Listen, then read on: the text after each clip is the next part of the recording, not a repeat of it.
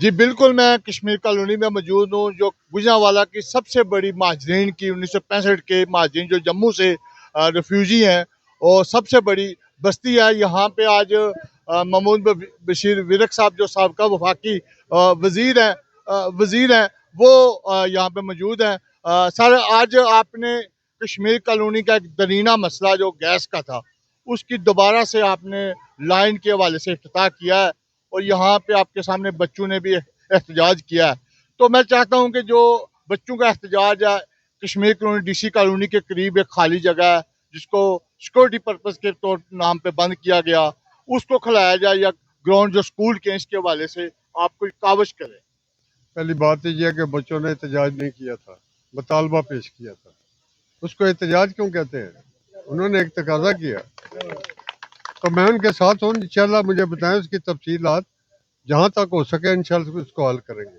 ٹھیک ہو گیا۔ سر، اس وقت ملک کے اندر آئینی ترمیموں کی بڑی بات ہو رہی ہے، اور 27ویں 28ویں 26 اور ملک کے اندر ججوں نے بھی ایک استعفے دیے۔ ملک کے اندر ایک نیا معاملات ہیں، اور عمران خان کی صحت کے حوالے سے بھی آج کل افواہیں گردش کر رہی ہیں، کیا کہیں گے اس تمام صورت؟ اللہ تعالیٰ ان کو صحت کاملہ عاجلہ نصیب کرے، دعا کریں۔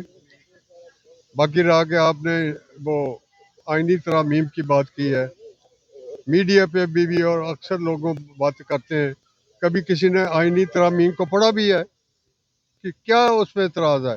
آئینی ترامیم میں کیا ہے؟ میں اس کا حصہ رہا ہوں، اس کی تمام کاپشوں کا، اور تمام جو تجاویز آئی تھی۔ ہم نے پاکستان کو مضبوط کرنے کے لیے یہ عدالتوں میں جو کیس سنتی ہیں، 40 سال ہو جاتے ہیں، آدمی مر جاتے ہیں، پیدا ہوتا ہے۔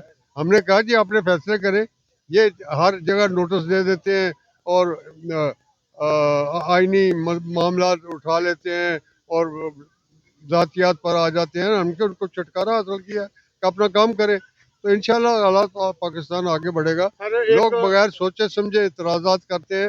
پاکستان کا آئین جو ہے بنانے کا اختیار پاکستان کی آئین ساز اسمبلی کو ہے، وہ استعمال کرنے کا حق حاصل ہے، اور وہ پاکستان کے مفاد میں حاصل کرے گا۔ سر، 12 نشستوں جو مہاجرین کی ہیں کشمیر کے اندر، اس کے حوالے سے غیر منتخب لوگوں کا ایک گروہ اس سے مطالبہ کیا جو جموں کے 30 لاکھ کے قریب پاکستان کے اندر آباد لوگ ہیں، ان کی وہ حق جو ووٹ کا وہ ختم کیا جائے، ان کا جو کوٹا ہے وہ ختم کیا جائے۔ اس کے حوالے سے مسلم لیگ نون نے بھی ایک کمیٹی بھیجی جس سے وہاں پہ ان کے ساتھ مذاکرات کیے، اور 38 جو مطالبات تھے ان کے اوپر بات بھی کی۔ آپ کا کیا نقطہ نظر ہے؟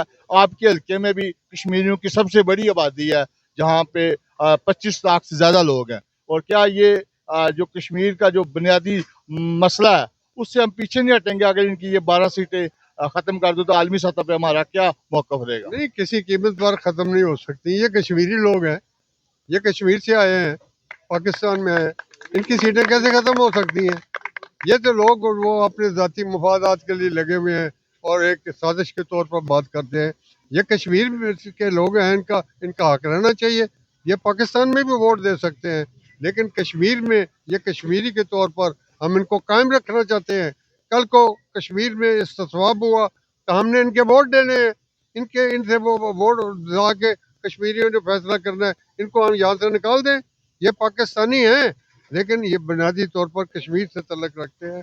اگر تعلق رکھتے ہیں تو کشمیر کی آزاد کشمیر کی اسمبلی میں ان کے نمائندے بھی ہونے چاہیے، اور جائیں گے انشاءاللہ۔